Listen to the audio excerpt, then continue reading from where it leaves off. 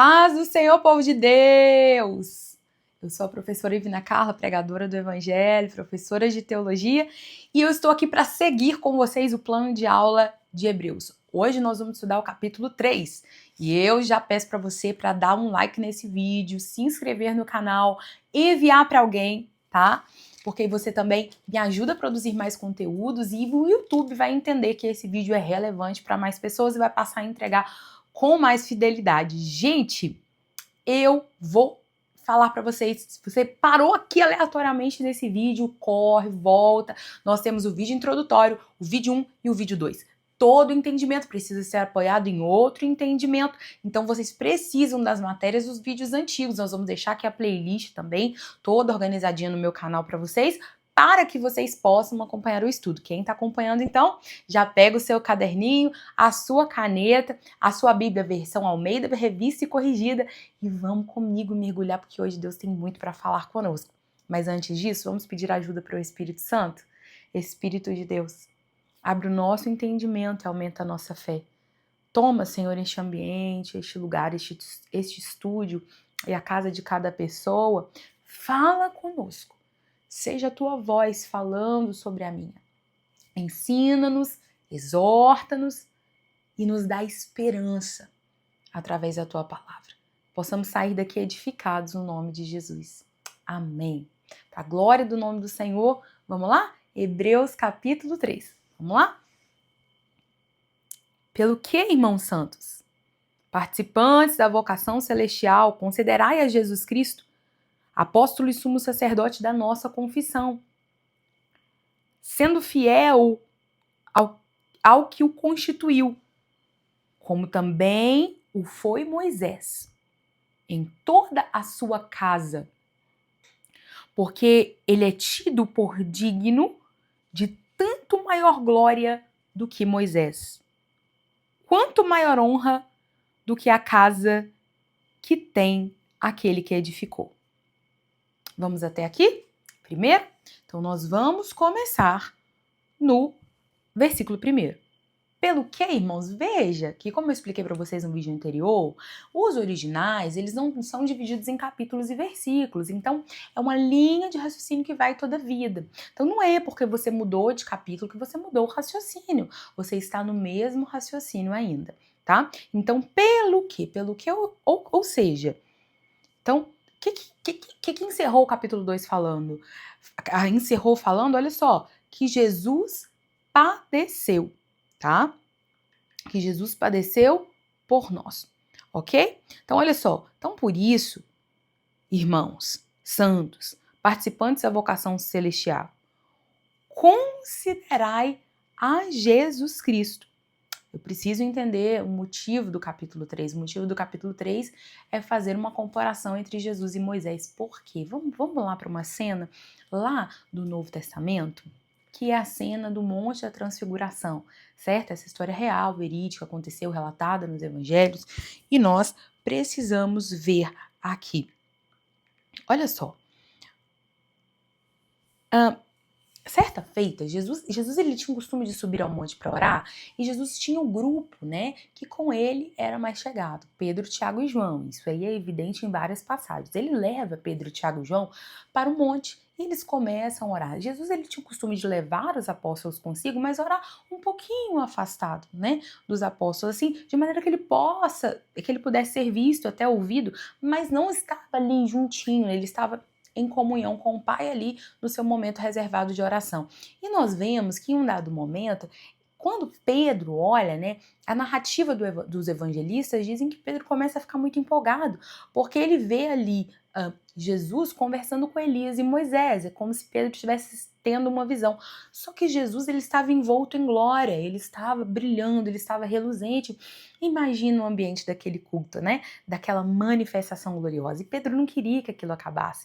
Ele disse, já que estamos aqui, os outros estão lá embaixo, vamos permanecer aqui. Pedro quase criou uma religião ali naquele momento. E ele disse assim, vamos, Senhor, construir uma tenda para o Senhor, ou uma para Moisés, e outra para Elias. Por que Moisés e Elias? Moisés, ele é o símbolo para os hebreus. Moisés, ele é o símbolo da lei. Por quê? Moisés tirou o povo do Egito, Moisés ensinou a eles tudo o que eles sabiam, né, até então, sobre a questão das leis do Senhor. Ele é o legislador, ou seja, ele era o canal entre todo aquele povaréu ali no deserto e Deus. Então ele era o mediador, certo? Mas o ministério de Moisés teve um fim. Outra figura muito importante, uma figura tanto misteriosa para o povo, era a figura de Elias, porque Elias é considerado o profeta de maior autoridade da sua época. E Elias é um profeta muito marcante pelo fato de Elias não ter experimentado a morte, ninguém achar o seu corpo, como ninguém também achou o corpo de Moisés, apesar de Moisés ter experimentado a morte, né? Então, assim, eles não têm tumba, eles não têm sepultura, eles não tiveram velório, eles não tiveram seu corpo envolto em panos. Então, são figuras icônicas ali para aquela geração. E agora Jesus aparece conversando com eles. Que importância tem os atos de Moisés? Tremenda, né? Uma importância vital para o povo de Israel, uma importância vital para a árvore genealógica de Israel, assim como tem a importância do profeta Elias. Mas aí quando Pedro está naquela empolgação, dizendo agora eu vou ouvir Moisés, agora eu vou ouvir Elias e vou ouvir Jesus, tudo junto, tudo misturado. A voz de Deus brada dos céus e diz assim, ei, este é o meu filho amado. Ou seja, o Deus que está aí não é Moisés e não é Elias. E as palavras dele são maiores do que as de Moisés. O ministério dele é maior do que de Moisés e maior do que Elias. Elias representava os profetas e Moisés a lei. Junta a lei, junto os profetas, você tem um Antigo Testamento todinho.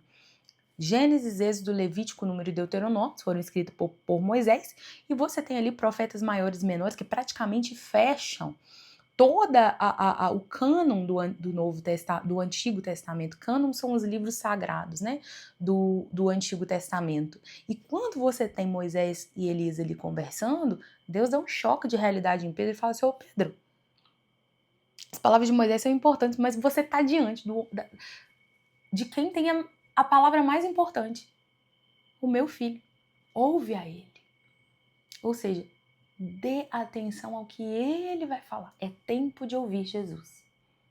Você já ouviu os escritos de Moisés, já ouviu os feitos de Elias, mas agora é tempo de ouvir Jesus. Você precisa ouvir Jesus agora. Aí, olha só. Isso é um achado no Novo Testamento, porque os apóstolos eles entendem que o ministério de Jesus não é um ministério de um simples profeta, como Moisés e Elias. Apesar de não ser tão simples assim o ministério profético, eu digo em comparação de ordem de grandeza, né, o ministério desses homens se torna pequeno diante do ministério do Senhor, né? Então ele diz, irmãos, participantes da vocação celestial, considerai a Jesus Cristo apóstolo e sumo sacerdote da vossa confissão. Ou seja, o que é apóstolo? Apóstolo é aquele que foi enviado. Quem foi enviado por Deus? Jesus. Porque Deus amou o mundo de tal maneira que deu seu único filho para que todo aquele que nele crê não pereça, mas tenha vida eterna. Então, é uma obra da eternidade. Jesus ser enviado à terra, Jesus se encarnar, Jesus nascer, viver, morrer numa cruz, ressuscitar ao terceiro dia, isso é obra da eternidade. Isso é planejamento da eternidade. E ele veio com uma missão, e a missão dele foi morrer na cruz. Tanto que certa vez Pedro disse assim, não, Senhor, não vai para a cruz. Ele disse, para trás de mim, Satanás. Né? Essa fala sua é diferente da fala que você disse há um tempo atrás, tu és o Cristo, filho do Deus vivo. Essa fala foi inspirada por Deus.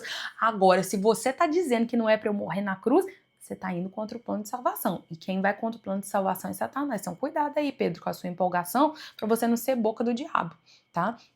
E aí, ele diz, olha só, apóstolo e sumo sacerdote da nossa confissão. A nossa confissão, qual é a nossa confissão? Que Jesus é o Filho de Deus. Ele é o nosso Salvador. Somos pecadores, mas Ele tem para nós a salvação. E Ele é o sumo sacerdote. Quem é o sumo sacerdote? O sumo sacerdote, em toda religião, tem um sumo sacerdote, que é aquele principal que vai fazer a ponte entre Deus e o homem, né? Aí, ele diz assim, o sumo sacerdote não é o pastor, não. O sumo sacerdote não é o padre, não é o profeta, não é o irmão que tem dono da profecia, não. O sumo sacerdote é Jesus. Ele é o mediador. É Ele que nos perdoa. É Ele que intercede por nós diante do Pai. É Ele, não é mais ninguém, tá? Sendo fiel ao que constituiu, como também o foi Moisés em toda a sua casa. Ou seja, o ministério de Moisés não foi vão. Só que Moisés ele tinha um povo para administrar, que era o povo de Israel. A casa de Moisés aqui, ela tem tanto sentido de ritualístico quanto sentido demográfico. Ou seja, ele está dizendo que a casa de Moisés ele tinha que administrar ali os 10 mandamentos, as leis civis de Israel, e tinha que administrar um povo que está contado no livro de Números, tá? Então são tantas vidas, a tribo tal tem tantos, da tribo tal tem tantos, dentro daquela jurisdição. E ele foi fiel em sua casa. Tudo aquilo que Deus determinou para aquele tempo, naquele momento, Moisés fez. Certo, gente? Então, olha só. Fiel que constituiu. Deus constituiu Moisés para aquele tempo. Deus deu a revelação para Moisés naquele tempo. Mas o tempo de Moisés já passou. Porque ele é tido por digno de tanto maior glória do que Moisés. Moisés até hoje, sabe por que Deus escondeu o corpo de Moisés? Porque senão o povo ia idolatrar. Né? O povo ia fazer lá o culto aos mortos. Deus escondeu o corpo de Moisés. Ninguém nunca jamais viu o corpo de Moisés. Corpo, tá, gente? Ou seja, Moisés morreu, ele experimentou a morte. Porque ele é tido por digno, quanto maior honra do que a casa do que ele edificou. Olha só, se o ministério de Moisés era só para os israelitas, o ministério de Jesus é para os judeus, gregos, servos, livres, homens, mulheres, jovens, velhos, adultos, crianças, estudados e não estudados, capazes e incapazes. O ministério dele é para todos. A parede que estava posta sobre nós, ela foi rompida, não importa se você é descendente de Abraão, se você é descendente do Zé das Couve, se você é descendente de qualquer pessoa, você é filho de Deus.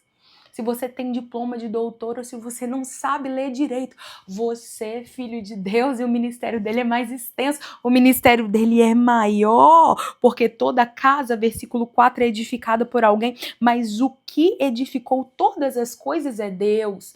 Ou seja, o ministério de Moisés, ele não merece ser chamado de Santo Moisés, porque tudo é de Deus. Ele foi um instrumento. O ministério de Elias não é Santo Elias, porque tudo é de Deus. E o ministério de Cristo é de Deus, porque aquele que ele traz para si, ele leva para Deus.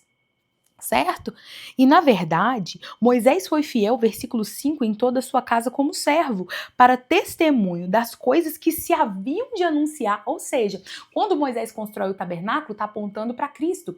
Quando Moisés guia o povo pelo deserto, está apontando para a nossa caminhada aqui na terra. Quando Moisés ele vê a sarça ardendo, está apontando para a glória de Deus. Tudo o que aconteceu no ministério de Moisés está apontando para Jesus. Certo? Versículos 6. Mas Cristo, como filho, sobre a sua própria casa, a qual casa somos nós, sou eu, é você, né? A jurisdição do reino de Deus não está sobre 4 paredes, não está lá em Israel, não está na Palestina, não está na Terra Santa, certo? O reino de Deus está onde está um servo de Deus. Se tão somente conservarmos firmes a nossa confiança e a glória da esperança até o fim. Esperança é esperar com paciência e com vontade que aquele evento X aconteça. Qual que é o seu desejo hoje? O seu desejo hoje deve ser o maior desejo da sua alma. Você tem desejo de se casar, de enriquecer, de ter saúde, mas o maior desejo da sua alma precisa ser entrar no repouso de Deus, entrar no descanso de Deus. O maior desejo da alma dos israelitas no deserto talvez era fazer um bezerro de ouro. Era ter um Deus visível para chamar de seu. Era enriquecer, era casar com belas mulheres cananitas. E por isso perderam o repouso. Mas Josué e Caleb estavam lá. Pode passar 10 anos, 20 anos, 30, 40. Nós podemos ser velhinhos do cabelo branco. Nós vamos entrar no repouso. Nós vamos entrar com a mesma força.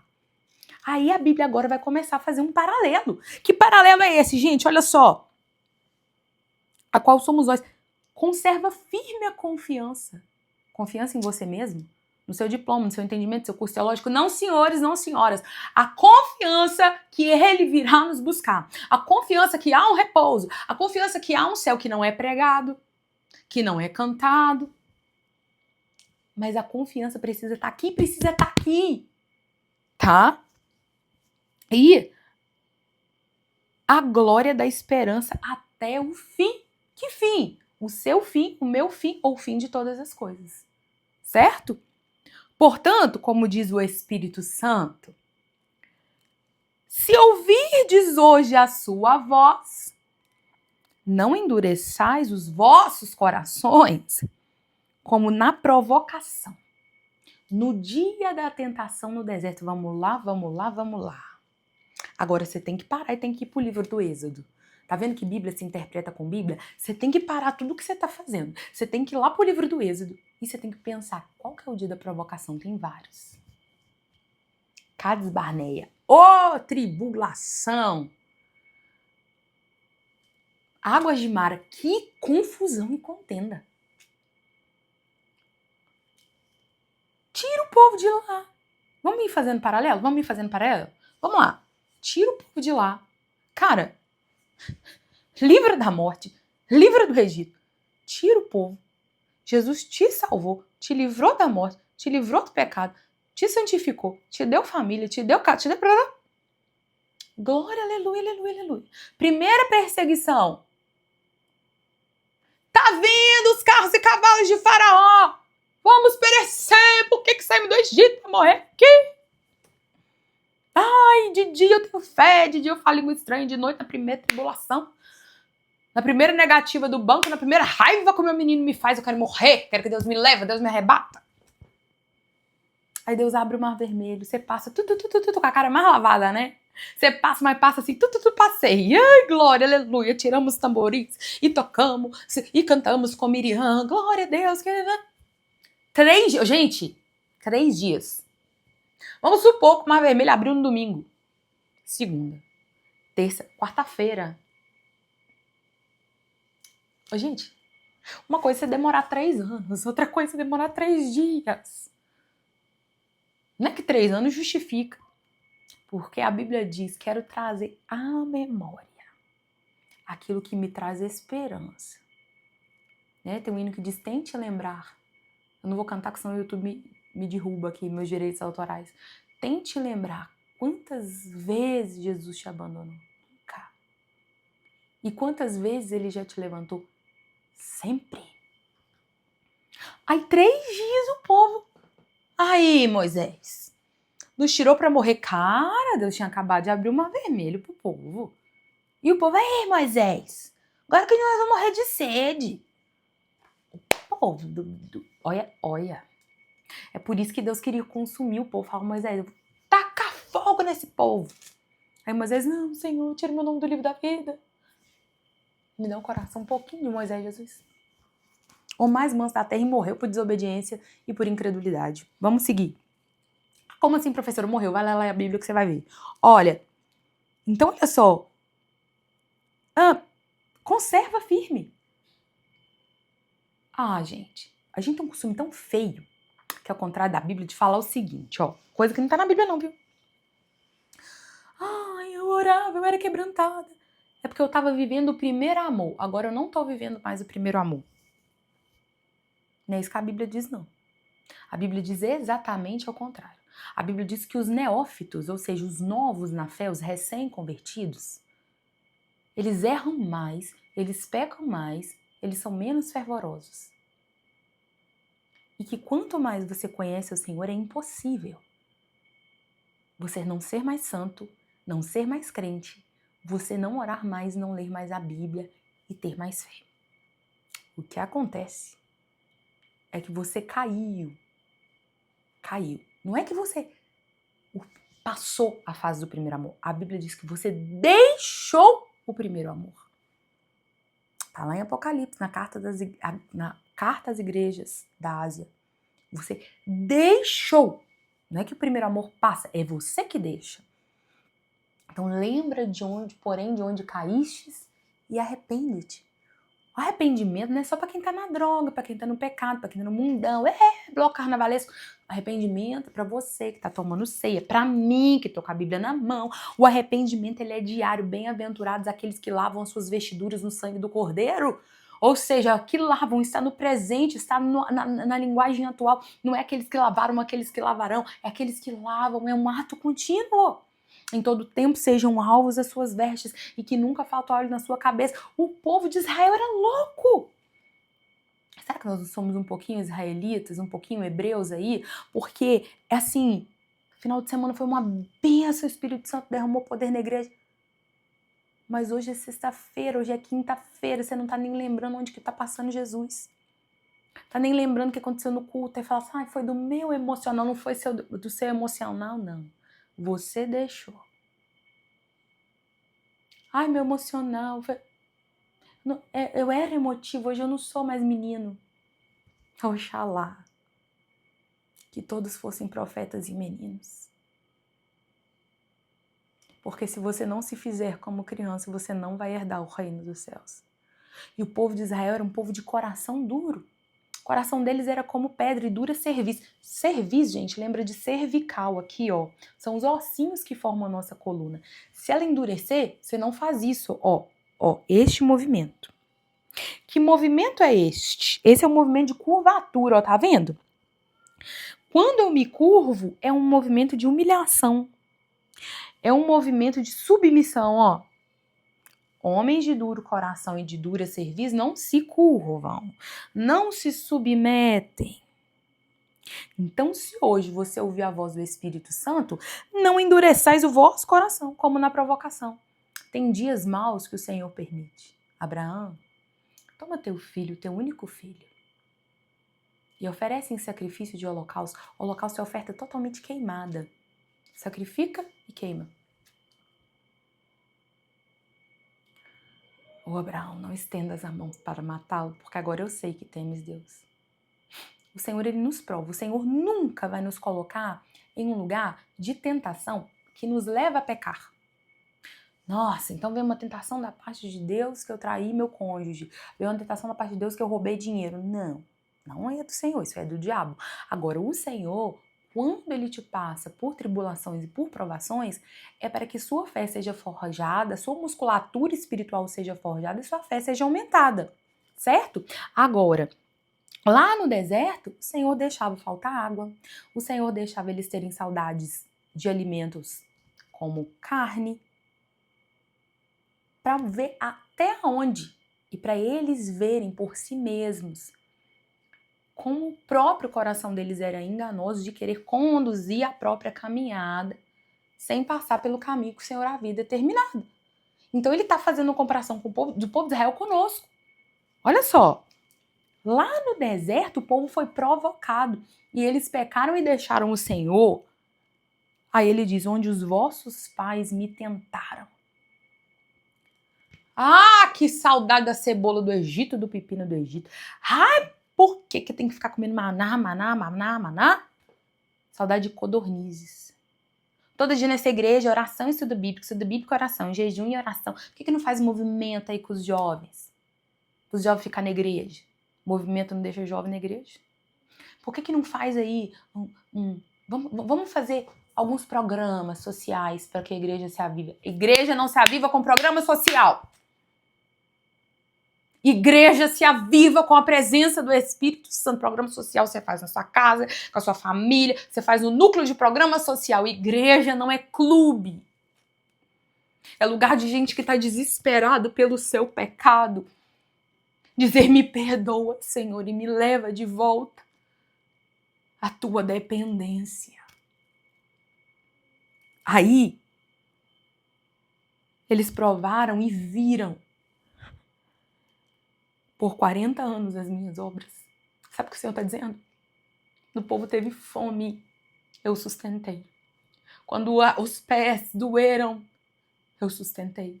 Quando as sandálias foram passando usando, as sandálias não envelheceram. Eu sustentei esse povo com maná todos os dias, eu nunca falhei. E mesmo assim construíram um bezerro de ouro. quando se arrependiam e se voltavam para mim, eu manifestava o meu poder no meio deles. Mas na outra semana já murmuravam contra mim. Me tentaram, diz o Senhor. Por isso, versículo 10, me indignei contra essa geração e eu disse, estes sempre erram em seu coração e não conheceram os meus caminhos. O Senhor não deu uma, nem duas, nem três, nem quatro chances para o povo de Israel no deserto. É chance atrás de chance, está escrito. E olha o que não foi escrito. Imagina só, 40 anos. Algumas coisas foram pensadas e colocadas para nós, para o nosso ensino, né? Porque tudo quanto foi escrito para o nosso ensino foi escrito, assim diz a Bíblia. Mas, gente, cara, teve um ponto que Deus falou, não, chega, basta. O Senhor é tardio em irar-se, mas ele se irou com o povo de Israel. Gente, eles caminharam até conseguir visualizar de longe, depois do Jordão, a terra prometida. 12 espias foram para lá. Mar vermelho, coluna de nuvem, coluna, anjo, tábua da lei escrita pelo próprio dedo de Deus, tábua da lei de novo, rosto de Moisés resplandecendo, batalha sendo ganhada com Moisés com duas mãos para cima. E, gente, eles viram a terra prometida e disseram assim, não vamos entrar, porque lá tem gente muito mais valente do que nós. Aí o Senhor disse, eu jurei na minha ira, no momento de ira, a ira de Deus se acendeu. Eles não vão entrar no meu repouso. Moisés! Vocês já eram para entrar. Tinha 2 anos e pouco, o povo estava no deserto. Eu podia atravessar vocês no Jordão agora, dar vitória agora. Mas agora vocês vão ficar dando volta no deserto até todos os homens de 20 anos acima que saíram do Egito vão morrer aqui no deserto. Seus corpos vão cair no chão e vão perecer. Eu cuidei dessa terra, eu preparei essa terra, eu trouxe vocês até aqui. Cuidei das vossas famílias, dos vossos filhos, dei comida, dei saúde, dei recursos, livrei vocês das mãos dos inimigos e agora vocês não me conhecem, não querem estar comigo. Por que o repouso era importante? Porque era um lugar onde eles teriam cidadania, identidade, construiriam o lugar da habitação do Senhor, né? Que é o templo, porque agora eles têm um tabernáculo que é móvel. Eles teriam suas próprias leis, suas próprias regras, não que não já tivessem no deserto, mas assim, teria um ponto de referência ali e é um lugar onde eles poderiam descansar, porque é a terra que mana leite e mel. E aí ele disse, vede, irmãos, o autor aos Hebreus, agora volta, fala para nós, no versículo 12, que nunca haja em vós, em qualquer de vós, um coração mau e infiel para se apartar do Deus vivo. Não é o pecado aqui. Não é a morte aqui. Não é a sepultura aqui. É um coração mau e infiel. Todos que não entraram em Canaã não entraram por incredulidade. Não vamos entrar, não conseguimos entrar, Canaã não é real. Aí essa terra já está habitada. Não, nós não conseguimos, somos fracos. Não. Ou então vai demorar muito, ou então tá longe, ou então tá difícil, ou então tá inalcançável, tem um Jordão na frente, como é que nós vamos fazer? Aí vem a exortação do Espírito para a igreja. Pode ser que depois de todo o sacrifício do Senhor, de todo o sustento, teu coração te aparte do Senhor. O teu coração mercenário, o teu coração soberbo, o teu coração que não tem humildade, o teu coração que se recusa a crer nisso aqui, ele vai te apartar de Deus. Sobre tudo que se deve guardar, guarda o teu coração, porque dele procedem as saídas da vida. Assim diz o Senhor, assim diz a palavra de Deus. Antes, ou seja, ao invés do seu coração ser mau e infiel, exortai-vos uns aos outros todos os dias. Não pode pregar. Não pode exortar a igreja, porque tá batendo, porque tá duro. A palavra tá pesada, a igreja é lugar de alívio. Lugar de alívio é no spa, lugar de alívio é na praia. Nossos púlpitos precisam ser lugar de confronto, de cruz, de apontamento dos nossos pecados e de cura para nossa alma. Não pode ser uma maquiagem e vestidos que são colocados em cima dos nossos trapos rotos, da nossa face cheia de pó. Precisa ser um lugar onde saímos verdadeiramente limpos. Exortai-vos uns aos outros durante o tempo que se chama hoje. Durante o tempo que se chama hoje. Eu não sou pastor, eu não sou pastor, eu não sou pregador, eu não sou... Exortai-vos uns aos outros. Exorte seu filho, exorte seu marido, exorta seu colega de trabalho, exorte sua mãe, seu pai, exorte seus tios, exorte seu vizinho, exorta, exorta, exorta. Para que nenhum de vós se endureça pelo engano do pecado. Aí, o livro de Romanos, no capítulo 1, vai trazer um entendimento muito importante que nos diz o seguinte: você peca deliberadamente, peca. Deus vai puxando a corda, Deus vai puxando a corda. De repente Deus fala, quer pecar? Solta a corda. Peca em paz. É o maior castigo que um ser humano pode receber em vida. Antes da condenação eterna. É não sentir mais arrependimento segundo Deus para a salvação da sua alma. É não sentir incômodo quando você está lá na frente da TV, o Espírito Santo diz, deixa isso. É não sentir incômodo quando você sente que há quanto tempo não jejum, quanto tempo não lê a Bíblia, eu estou em falta com Deus, pela misericórdia da tua própria vida, para com essa vida morna. Porque senão o engano do pecado vai te colocando numa zona de conforto tão grande que quando você se dá por si, o seu coração está endurecido contra todas as coisas e você está blindado pelo seu próprio entendimento, pelo seu próprio conforto, dizendo tá tudo bem. Isso aconteceu com o povo de Israel muitas vezes. E aí Deus levantava profetas. Cadê os profetas do nosso tempo? Profeta não é aquele que fala língua estranha e fala, eis que te digo, vai chegar uma bênção na sua mão. Profeta é aquele que se posiciona de acordo com o seu tempo, dizendo, arrependei-vos, raça de víboras.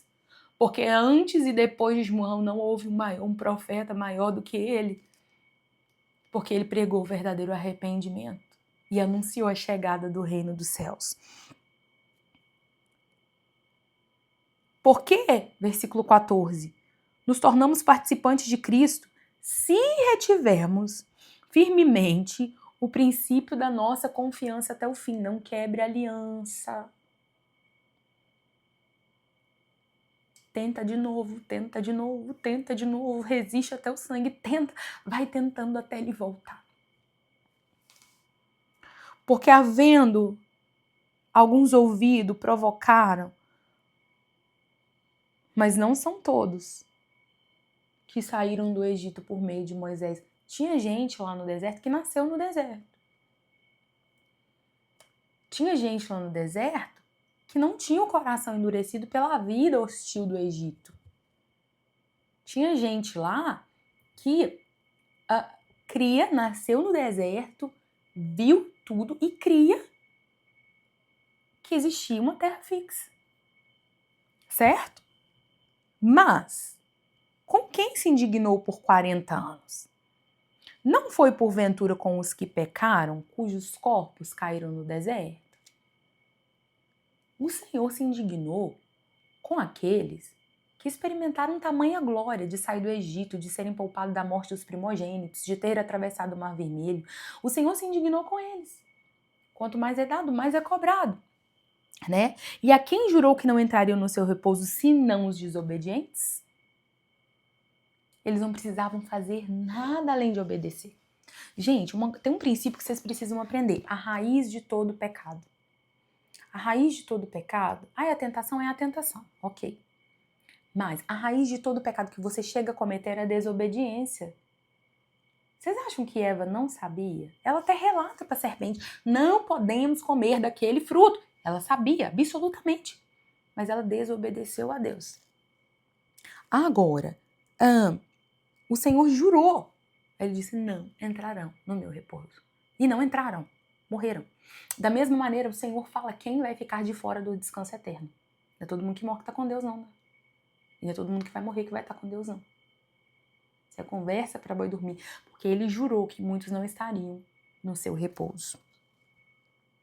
E vemos que não puderam entrar por causa da sua incredulidade.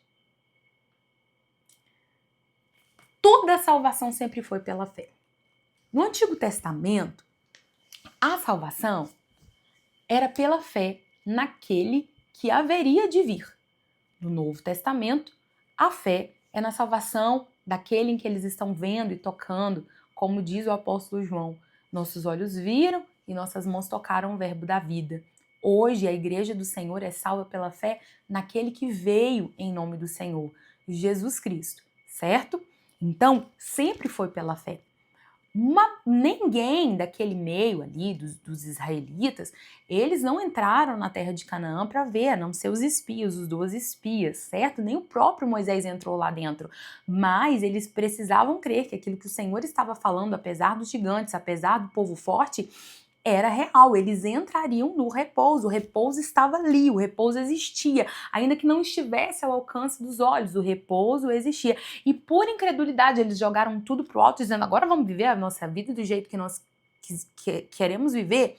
Nós queremos codornizes aqui e agora, nós queremos ser felizes aqui e agora. O Senhor está dizendo, calma, o repouso está chegando. Não vale a pena comer mais um pouco de maná sem reclamar? Não vale a pena ser sustentado absolutamente pelo maná? Não vale a pena fazer o culto como eu estabelecia, que eles diziam, não, nós queremos fazer um bezerro de ouro, não, nós queremos fazer da forma que nos apraz. O Senhor está dizendo, então tudo bem. Vocês farão da forma que vocês querem viver, mas vocês perecerão aqui no deserto. Por causa da nossa incredulidade em Cristo Jesus. Por causa da nossa... Crer em Jesus não é difícil. O difícil é crer que o nosso pecado vai nos levar para o inferno. O difícil é crer que a nossa desobediência, a nossa mornidão vai nos fazer ser vomitados da boca do Senhor. O difícil é entender que nós somos falhos e vamos pecar, mas que nós precisamos nos arrepender.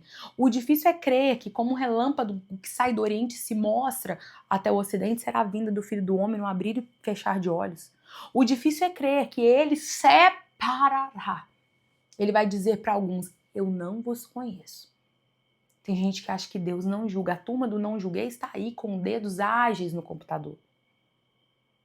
Mas até o fim, nós vamos nos exortar com essa palavra. Sozinhos nós não vamos conseguir, mas eu seguro a sua mão, você segura a minha. Nós oramos uns pelos outros, levamos os fardos uns pelos outros, mas nós vamos chegar lá. Porque fiel é o que prometeu. Que haja credulidade em nosso coração. Que haja obediência em nosso ser. Que haja transformação da nossa mente em nome de Jesus. E vocês dizem amém? Deixa aqui para mim, nos comentários, o que mais chamou atenção nessa aula. Deixa aqui para mim uma frase que você anotou no seu caderno com as suas palavras e compartilha comigo, tá? Que eu vou estar lendo todos os comentários e interagindo com vocês. E agora nós vamos agradecer o Senhor por essa aula. E a aula que vem, nós vamos continuar no mesmo assunto, no capítulo 4. Pai, nós te agradecemos pelo capítulo 3 concluído. Nós te agradecemos pela tua graça, pela tua misericórdia. Obrigada, Senhor, porque o Senhor tem um repouso preparado para nós e nós cremos. Fica conosco e nos abençoe em tudo. Em nome de Jesus. Amém.